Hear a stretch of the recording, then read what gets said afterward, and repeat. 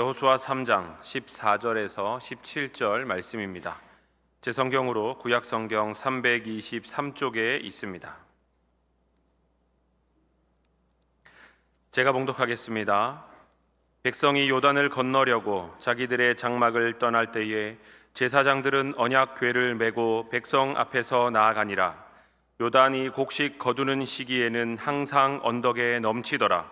궤를 맨 자들이 요단에 이르며 궤를 맨 제사장들의 발이 물가에 잠기자 곧 위에서부터 흘러내리던 물이 그쳐서 사르단에 가까운 매우 멀리 있는 아담 성읍 변두리에 일어나 한 곳에 쌓이고 아라바의 바다 염해로 향하여 흘러가는 물은 온전히 끊어지매 백성이 여리고 앞으로 바로 건널세 여호와의 언약궤를 맨 제사장들은 요단 가운데 마른 땅에 굳게 섰고 그 모든 백성이 요단을 건너기를 마칠 때까지 모든 이스라엘은 그 마른 땅으로 건너갔더라. 아멘. 하나님께서 왜 이 땅에 교회를 세우셨는가? 분명한 하나님의 계획, 목적이 있으십니다. 우리는 이 하나님의 계획을 절대로 피해서 안 됩니다. 하나님의 계획의 주역이 되어서 이 하나님의 놀라운 일에 동참하는, 함께하는 우리 모든 교우들이 되셔야 합니다. 지금까지 해오셨듯이. 하나님의 놀라운 계획이 어떤 계획이 있으실까요? 첫째는 언젠가 통일됩니다. 분명히 통일됩니다. 그날과 그 시는 하나님만이 알고 계시죠. 그러나 임박했다고 하는 것을 많이 느낄 수가 있습니다. 평양의 한국교회 예루살렘 평양입니다. 모든 이북에 있는 교회들은 다 무너졌습니다. 이제 통일이 되면은 해야 될 일들이 많지만 가장 먼저 해야 될 일은 교회 건립입니다. 그래서 기도만 해서도 안 되고 이북에 무너진 교회를 건립하기 위해서 철저하게 분명하게 준비를 해야 됩니다. 하루아침에 되는 게 아닙니다. 그래서 저희 교회는 통일헌금이라고 하는 이런 헌금의 항목을 정해놓고 기도하며 지금도 통일을 바라보면서 믿음으로 살아가는 성도들이 마음을 합하여서 지금 조국 통일, 조국을 위해서, 복음 통일을 위해서 기도하고 있습니다. 철저하게 준비해야 합니다. 교회만 세우는 것이 아니죠. 그 외에도 학교라든지 병원이라든지 해야 될 일들이 참 많을 겁니다. 선두적으로 우리 교회가 이 일을 준비해야 합니다. 그 다음에 지금 다음 세대가 위기에 빠졌다고 말합니다. 그 말대로 교회마다 주일학교가 사라지고 다음 세대에 대해서 먹구름이 껴고 있습니다. 이것 또한 우리 교회가 앞장서서 다음 세대를 위해서 준비해야 합니다. 그러기 위해서는 지금 사역하고 있는 우리 선생님들이 얼마나 소중한 분인지를 모릅니다. 또 함께 기도하며 헌금하며 협력하는 우리 교인들에게 주어진 다음 세대를 위한 이 사역은 절대 피할 수 없는, 반드시 감당해야 될 사역이기 때문에 다음 세대에 대해서 적극 투자하고 다음 세대 리더를 키우기 위해서 우리 교회가 다음 세대를 위해서 철저하게 준비를 해야 됩니다. 다른 사역도 많이 있지만 이 두 가지 사역은 우리 사랑스러운 교회에게 주어졌고 또 이 사역을 위해서 가장 앞장서서 달려나가야 될 그런 귀한 사명을 맡은 교회로서 오늘 38주년을 맞이하면서 하나님이 주시는 말씀을 통해서 더 선명한 하나님이 원하시는 음성을 듣고자 합니다. 이스라엘 역사하게 되면은 430년 동안 애굽에서 종살이한 역사를 우리가 잊을 수는 없습니다. 430년 동안 종살이하는 그 백성을 하나님의 은혜로 구원하여 주셔서 가나안 땅을 향하여 가기 전에 40년 광야 생활을 하게 됩니다. 애굽에서 종살이 430년, 그리고 풀 한 폭이 없는, 물 한 방울 없는 광야에서 40년, 그리고 40년을 거쳐서 드디어 하나님이 약속하신 젖과 꿀이 흐르는 가나안 땅에 들어가게 됩니다. 애굽 시대 하나님의 은혜로 구원을 받고, 광야 시대 하나님의 은혜로 광야를 거쳐서 이제는 하나님의 약속의 땅, 젖과 꿀이 흐르는 가나안 땅을 들어가게 되는데, 과거에도 하나님의 은혜요, 현재도 하나님의 은혜요, 미래도 하나님의 은혜, 전부가 하나님의 은혜였듯이 38년 동안에 그 하나님의 교회 전부 처음부터 끝까지 하나님의 은혜요, 지금도 하나님의 은혜요, 앞으로도 우리 사랑스러운 교회는 하나님의 은혜로 하나님이 계획하신 일들을 철저하게 준비하고 감당해 나가게 될 것입니다. 그러기 위해서는 첫째로 우리 사랑스러운 교회는 앞으로 달려나가는 교회가 되어야 되겠습니다. 여러분, 달리기 하는 선수들을 보면은 다 1등하는 것은 아닙니다. 앞에서 달리는 선수가 있는가 하면은 뒤따르는 선수도 있고, 불행하지만 낙오하는 선수도 있듯이 교회도 마찬가지입니다. 앞으로 달려나가는 교회가 있는가 하면은, 앞서서 달리는 교회가 있는가 하면은 그 뒤를 따르는 교회도 있고, 그런가 하면 어느 순간에 사라지는, 낙오하는 선수와 같이 사라지는 교회도 있다는 것이죠. 여러분, 예수님의 제자 가운데서도 앞서는 제자가 있었습니다. 그런가 하면 낙오하는 가룟 유다 같은 제자도 있었습니다. 초대 예루살렘 교회 집사님 가운데서도 앞서서 달리는 스데반, 빌립 같은 집사님이 있는가 하면은 니골라와 같이 나중에 낙오하는 그런 집사도 있었습니다. 여러분, 우리는 뒤를 돌아보아야 될 그런 필요성은 있습니다. 그러나 뒤에 머물러 있으면 안 됩니다. 우리는 앞서서 달려야 합니다. 많은 교회들에게 영향력을 끼치는, 주도하는 그런 교회의 사명이 우리 교회에 있음을 아셔야 합니다. 기독교의 역사를 보게 되면은, 여러분, 최초로 세워진 교회는 예루살렘 교회입니다. 예루살렘 교회를 통하여서 유다와 사마리아 지경까지 복음이 전파되고 교회가 세워집니다. 그러니까 그 시대에 가장 주도적인 교회, 앞장서는 교회는 예루살렘 교회였습니다. 그런데 이 예루살렘 교회가 환난과 핍박으로 인하여 교인들이 흩어집니다. 흩어진 교인들 중에 안디옥 교회에 있는 교인들이 열심히 복음을 전파하고 교회를 세워서 이 예루살렘 교회의 흐름이 안디옥 교회로 이어지면서 그 시대를 주도하는 교회가 안디옥 교회, 앞서서 달리는 교회가 안디옥 교회요, 세계 선교사를 파송하고 특별히 사도 바울의 사역을 항상 돕고 중심이 된 교회가 바로 안디옥 교회입니다. 안디옥 교회 시대가 끝날 점에 하나님께서는 에베소 교회를 또 세우십니다. 에베소 교회, 즉 사도 바울이 고린도에서 브리스길라와 아굴라 같은 돈 동력자를 만나고 또 바울과 함께 에베소에서 살면서 에베소 교회가 세워지면서 그 시대에 앞장서는 교회, 주도하는 교회가 에베소 교회가 되고, 또 에베소 교회 시대가 끝나면서 로마 교회 시대가 되는, 그 시대마다 앞서는 교회가 있었다는 겁니다. 오늘 이 시대에 바로 우리 사랑스러운 교회가 어쩌면 예루살렘 교회와 같이, 안디옥 교회와 같이, 에베소 교회와 같이 앞서는 교회, 이 시대를 주도하는 교회, 특별히 조국 복음 통일을 위하여서 앞서는 교회, 다음 세대를 위하여서 앞서는 교회, 이 사명, 하나님의 놀라운 계획이요, 우리는 이 사명을 감당하기 위하여 우리 사랑스러운 교회가 세워졌고 지금까지 성장해 왔다는 것을 우리 성도들은 아셔야 합니다. 오늘 이 성경에도 보게 되면은 우리에게 주는 귀한 말씀이 있습니다.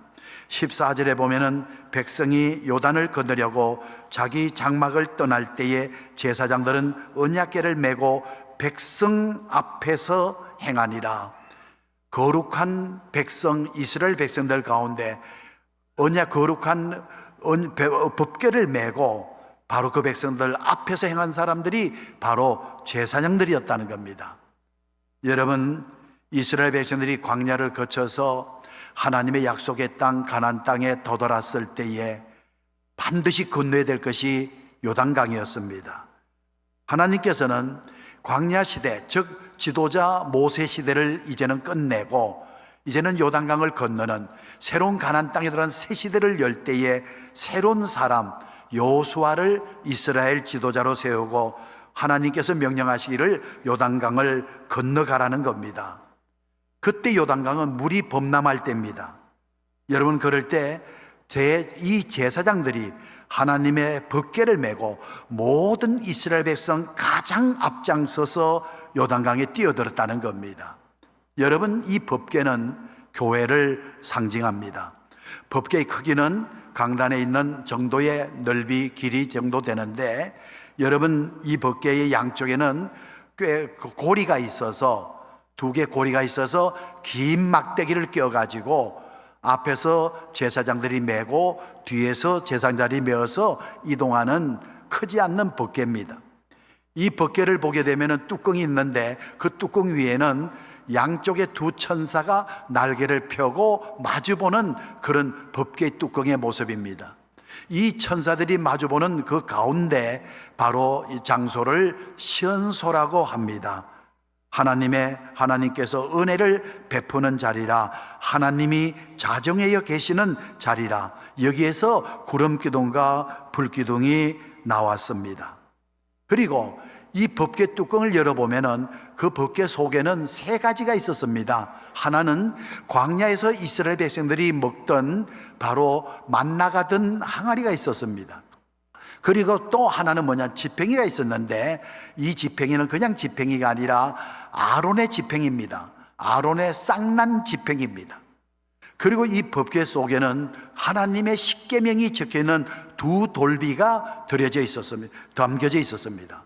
이것은 제사장들이 맨 법궤 속에 담겨져 있는 것으로서 오늘날 우리 교회가 해야 될, 우리 교회의 모습을, 건강한 하나님이 원하시는 교회 모습을 잘 보여주는 하나의 상징적인 하나님이 보관해 놓으신 거룩한 물건들이었습니다. 여러분, 이 법궤 속에는 이스라엘 백성들이 광야에서 먹었던 만나가 든 항아리가 있었습니다. 이 만나는 광야 생활하는 이스라엘 백성들에게 있어도 되고 없어도 되는 게 아닙니다. 이 만나는 광야 생활하는 이스라엘 백성들에게 생명이었습니다. 만나가 없었다면 그들은 광야 생활을 하지 못했을 것입니다. 하나님께서 당신의 백성들이 광야에서 살아갈 수 있도록 주신 생명의 양식이 만나였듯이 오늘날 교회 속에 있어야 될 것은 바로 사람이 떡으로만 살 것이 아니에요, 하나님의 입으로 나오는 모든 말씀으로 살 것이니라. 이 말씀, 생명이 바로 이 말씀이라는 겁니다. 이스라엘 백성들의 법궤 속에 만나가 든 항아리가 있었듯이 오늘날 교회 속에는 반드시 하나님의 말씀이 있어야 된다는 겁니다. 말씀이 선포되는 교회, 말씀을 지키는 교회, 말씀을 전해주는 교회, 말씀이 곧 생명이라는 겁니다. 만약에 아무리 교회가 웅장하고 수만 명의 사람이 모여있다 할지라도 그 속에 만나가 없다면, 말씀이 없다면 그 교회는 죽은 교회라는 겁니다. 그래서 우리는 선조들로부터 생명을 걸고 우리에게 주어내줬던 이 말씀을 우리는 지키고 이 말씀을 그대로 다음 세대에게 물려줘야 될 사명이 우리 교회에 있다는 겁니다. 타협의 대상이 아닙니다. 그런가 하면은 아론의 쌍난 지팡이는 무엇을 의미할까요? 여러분, 한 번은 하나님께서 이스라엘 백성 각 지파 12지파 대표들에게 지팡이를 가지고 오라고 했습니다. 그래서 12개의 지팡이를 모아놨습니다. 그 다음날 보았더니 12개 지팡이 중에서 아론의 지팡이에서 싹이 돋았습니다. 그리고 꽃이 피고 살구 열매가 맺혔습니다.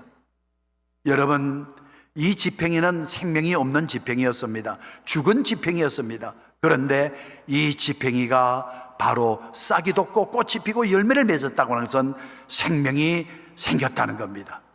여러분, 기독교는 생명의 종교입니다. 죄로 인해 또 죽었던 사람이 교회를 통해서 생명을 얻게 되는 겁니다. 그래서 교회는 능력이 있어야 됩니다. 사람을 변화시키는, 회복시키는, 죽은 사람을 살려내는 그런 능력 있는 교회가 돼야 되는 것입니다. 마지막 세 번째로 이 법궤 속에는 두 돌비가 있었습니다. 이 두 돌비에는 하나님의 십계명이 새겨져 있었습니다. 하나의 돌비에는 1계명에서 4계명까지가 기록되어 있었고, 또 나머지 하나의 돌비에는 5계명에서 10계명까지의 계명이 기록되어 있습니다. 왜 이렇게 둘로 나눴을까요? 하나의 계명, 즉 1계명에서 4계명까지는 주 너희 하나님을 사랑하라는 계명입니다. 나머지 하나의 계명은, 돌비는 5계명에서 10계명까지로 내 이웃을 사랑하라, 사람을 사랑하라는 겁니다. 그러니까 결국은 계명이 뭐냐? 사랑의 계명이라는 겁니다. 그렇습니다. 교회는 사랑이 있어야 됩니다. 그리고 사랑을 실천해야 됩니다. 그래서 여러분, 이 법궤 속에는 만나가던 항아리, 하나님의 말씀 양식이 있어야 되고, 말씀이 있어야 되고, 그리고 아론의 쌍난 지팡이 생명 능력이 있어야 되고, 그리고 두 돌비 사랑이 있는 교회, 이런 교회로서 우리 사랑스러운 교회가 건강한 교회로 서야 되고, 이런 교회가 될 때에 하나님이 주시는 사명을 잘 감당하게 되는 것입니다. 그래서 우리 사랑스러운 교회 속에는 늘 말씀이 선포되고 말씀이 살아있는 교회가 되어야 됩니다. 우리 사랑스러운 교회는 죽었던 자도 살리는 능력 있는 교회가 되어야 됩니다. 우리 사랑스러운 교회는 바로 사랑이 넘쳐서 하나님을 사랑하고 이웃을 사랑하는 그런 교회가 될 때에 바로 앞서서 달리는 교회가 된다는 것을 믿으시기를 바랍니다. 그래서 우리 교회는 앞서서 달려야 됩니다.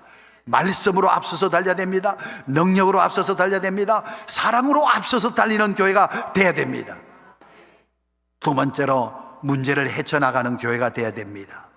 오늘 이 본문 말씀에 보게 되면은 제사장들이 법궤를 메고 가는데 문제가 생겼습니다. 이건 뭘 가르치느냐? 하나님의 백성이 나아가는 길에 문제가 생긴다는 겁니다. 여러분, 우리 교회도 38년 동안 수많은 문제를 헤쳐왔습니다. 여러분, 38년 동안 문제없이 오늘에 도달한 게 아닙니다. 수많은 사단의 시험, 수많은 도전, 수많은 유혹, 여러분, 이런 가운데서 우리 사랑스러운 교회가 38년 동안 하나님의 도우심으로 오늘까지 오게 된 겁니다. 그런데 중요한 것은 어쩌면 어려운 광야 생활을 거쳐서 이제는 젖과 꿀이 흐르는 가나안 땅을 들어가려고 하는데 바로 요단강이 가로막듯이 우리 앞에 앞으로도 문제가 생길 수 있다는 겁니다. 이 시기는 모맥을 거두는 시기로서 언덕까지 물이 넘쳐 범람하는 때입니다. 여러분, 이 요단강을 건너기 위해서는 배가 필요합니다. 그러나 배가 있습니까? 배 한 척 없습니다. 다리가 있었습니다. 다리가 있었습니다. 아무것도 없습니다. 그런데 하나님께서 건너라 명하시니까, 하나님께서 요단강을 건너라 명하시니까 제사장들이 법궤를 메고 난감한 문제에도 불구하고 무수하거나 두려워하지 아니하고 문제 속에, 요단강 속에 뛰어들었다는 겁니다. 여러분, 우리는 문제를 피해야 될 상황도 있습니다. 그러나 피하지 않고 반드시 헤쳐나가야 될 문제도 있다는 것입니다. 여러분, 이럴 때 이 제사장들은 중단하지 않았습니다.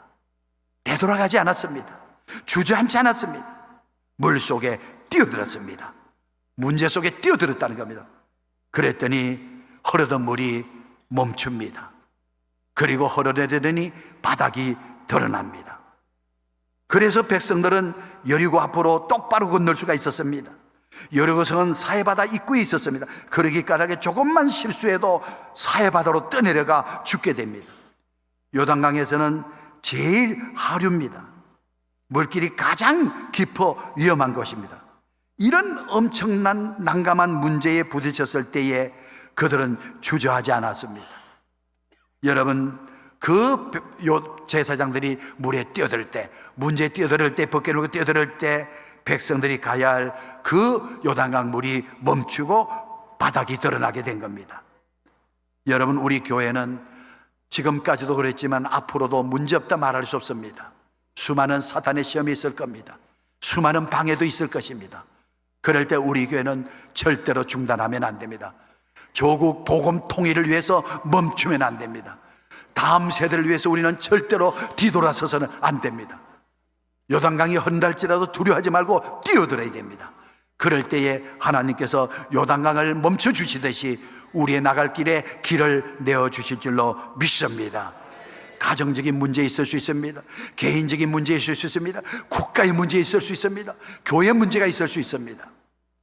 여러분, 모든 문제 해결은 나에게서부터 출발한다는 것을 잊어서는 안 됩니다.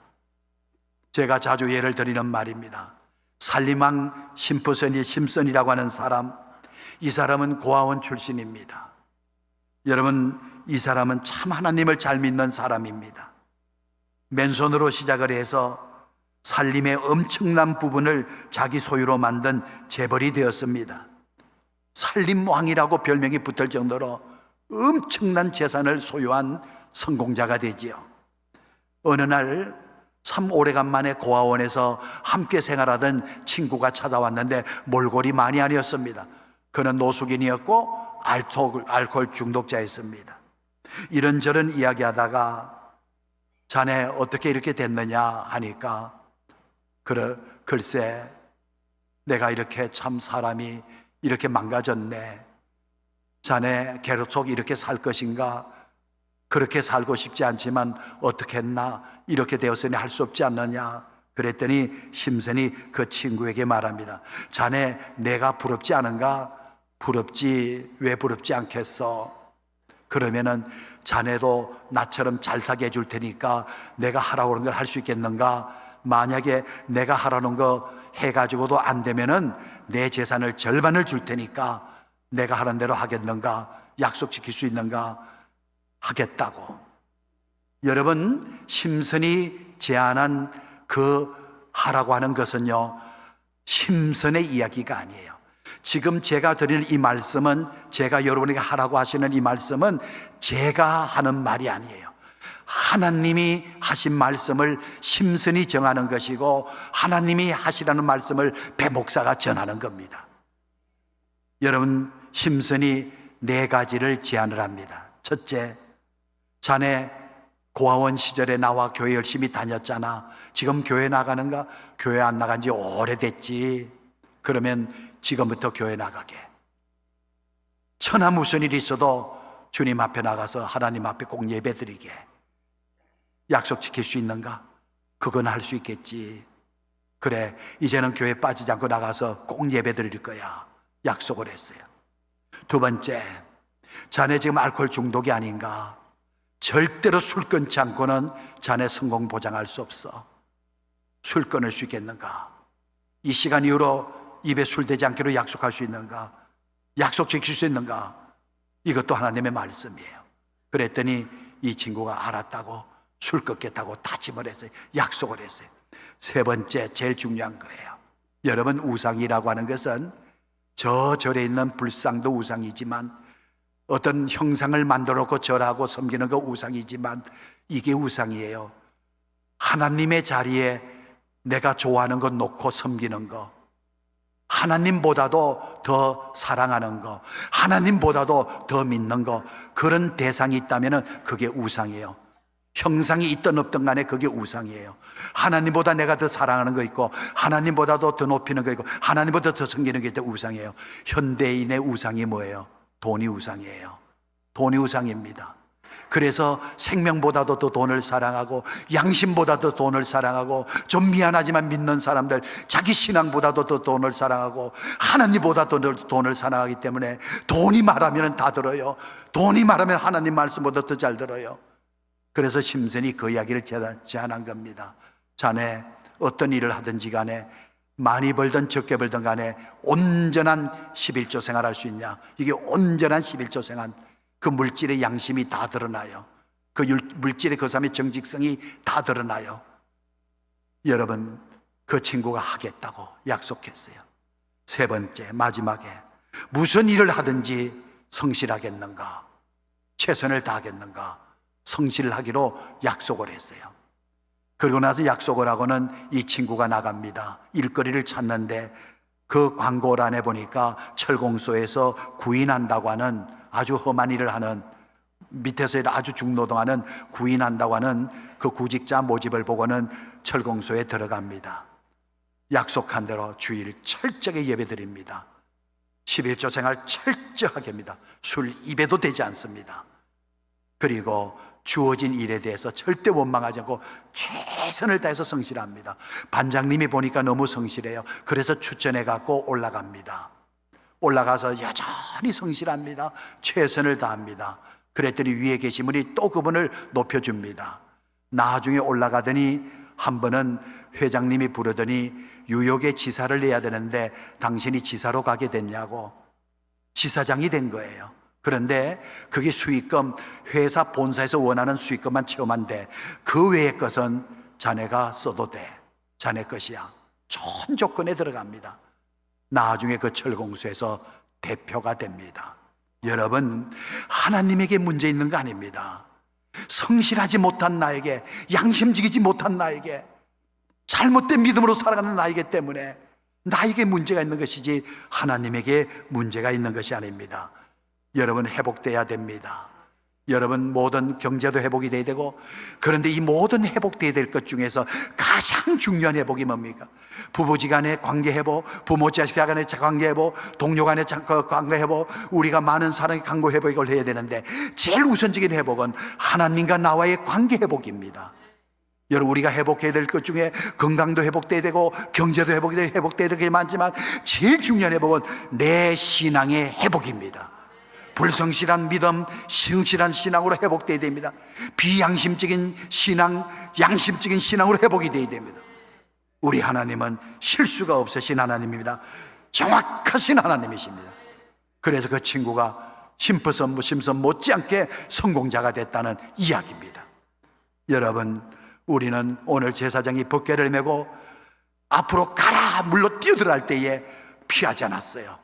두려워하지 않았어요. 물속에 들어가니까 그렇게 범람했던 물이 멈추고 바닥이 드러나더라는 이야기입니다. 순종할 때에 기적이 나타나는 겁니다. 그래서 우리 사랑스러운 교회는 문제가 있는 사람이 문제 해결이 돼야 됩니다. 문제 속에서 괴로워하는 사람이 문제를 해결해 주는 그런 교회로서 앞서야 될 줄로 믿습니다. 마지막이 뭐냐? 굳게 서는 교회가 돼야 됩니다. 오늘 이 본문 말씀 17절에 보면은 여호와의 언약궤를 맨 제사장들은 요단 가운데 마른 땅에 굳게 섰고 돼 있습니다. 제사장들이 서야 될 자리가 있었어요. 그 언약궤를 맨 제사장들이 요단 물 속에 굳게 섰습니다. 이 제사장들이 굳게 섰을 때에 그 따르던 백성들이 드디어 요단강을 건너기 시작합니다. 노인도 건넙니다. 여자도 건넙니다. 가장도 건넙니다. 아이들도 건넙니다. 심지어 양도 건넙니다. 그들이 다 건널 때까지 제사장들은 굳게 서 있었습니다. 흔들리지 않았다는 겁니다. 자리를 이동하지 않았다는 겁니다. 여러분, 우리는 정말 믿음으로 굳게 서야 됩니다. 제가 교인들을 오랫동안 이렇게 우리 교인들을 이렇게 한번 생각해 보면서 정말 고마운 마음이 마음에 가득 차더라고요. 제가 얼마나 모자라는 사람이고 얼마나 부족한 사람이고 실수투성이고 시행착오를 얼마나 많이 하는지, 그런데도 곁에서 오늘 제사장까지 그 예배 자리에 굳게 서주는 찬양의 사명의 자리에 굳게 서주는, 여러분, 굳게 서는니다. 예배 자리에 굳게 서주고, 왜 여러분 마음에 들지 않을 때가 없겠어요? 마음에 들지 않는데도 굳게 서주고, 여러분, 이 굳게 서는 그 바로 제사장, 기도의 자리에 굳게 서고 헌신의 자리에 굳게 서고. 올해 38년 되었는데 가만히 교역서를 보니까 30년 넘게 저 옆에 서 있는 분도 계시더라고요. 20년 넘게 굳게 서 있는 분들이 참 많으시더라고요.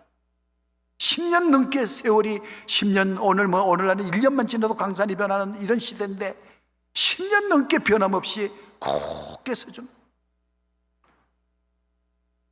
여러분, 하나님께서 이렇게 굳게 서는 그분들을 통해서 앞서가는 교회 되게 하시고, 특별히 다음 세대를 세우는 사람으로, 다음 세대를 복되게 만드는 사람, 그리고 조국 복음 통일을 위해서 쓰시는, 그래서 자자손손 신앙의 대를 잘 이어받아 복을 받게 하시고, 특별히 그들에게 가나안 땅이 주어지지 않습니까?